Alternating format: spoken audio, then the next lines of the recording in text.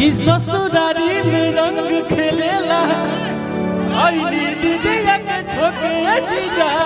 ठीक बा तू होली गा ले बड़ा। हां सोना ऐसन गाना कुछ गावा कि सोना ओकर जवाब दे।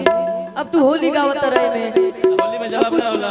कुछ देर बाद दिवाली गावे लगा, फिर दशहरा के गीत हम दो चार गो गए, फिर अगला साल के नया साल। अरे कुछ ऐसा गावा कि सोना तारा के जवाब दे।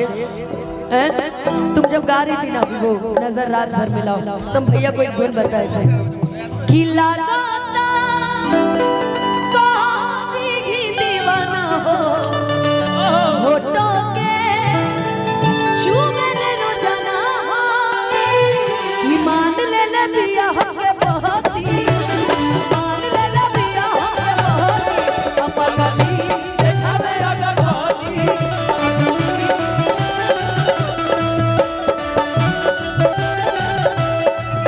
हो बना चाहती श्रीमती बना चाहती श्रीमती कि पगली देखावे अगरबत्ती।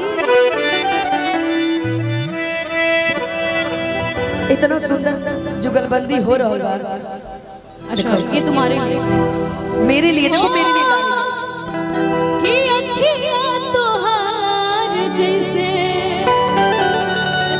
हम लोग बहुत बहुत काफी साल से दोस्त रहे हैं। बिल्कुल। सबसे पहले बता दे कबड्डी और बैडमिंटन की मेरी ये थी वो कोच नहीं थी, सॉरी कैप्टन थी जब मेरी से पहली बार मुलाकात हुई थी। उसके बाद बहुत मुलाकात हुई लेकिन फिर हो ही नहीं पाई हमारी मुलाकात। हम यूपी रहते थे ना, अब बिहार ना तुम बिहार में रहो लेकिन भोर के किरनिया हम लोग हमेशा से कोई हमारा बातें नहीं होती हम लोगों में ज्यादा, लेकिन जब होती है तो फिर बेशुमार होते हैं।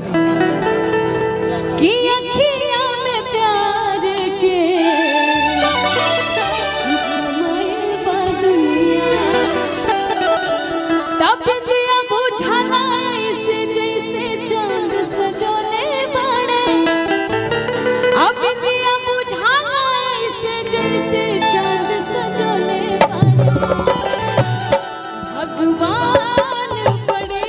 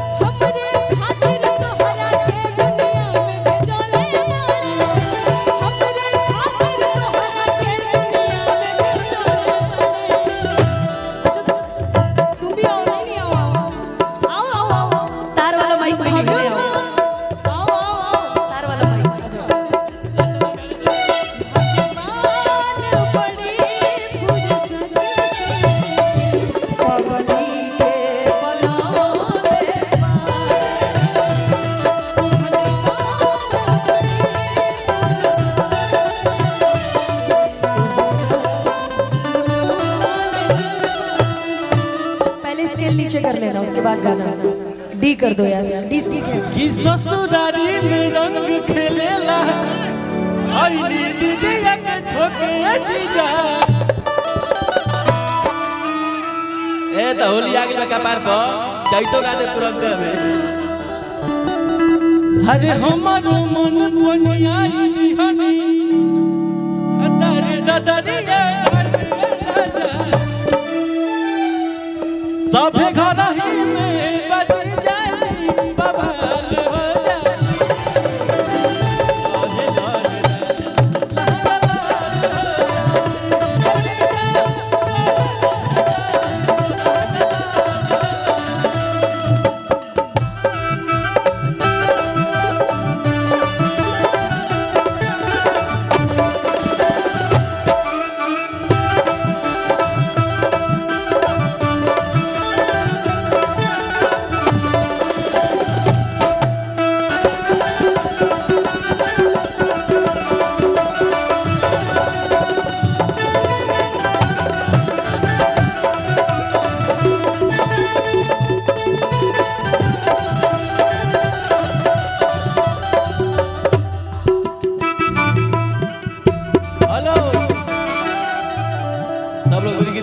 बोलिएगा वो तो क्या करिए सबसे बड़ा चीज बाकी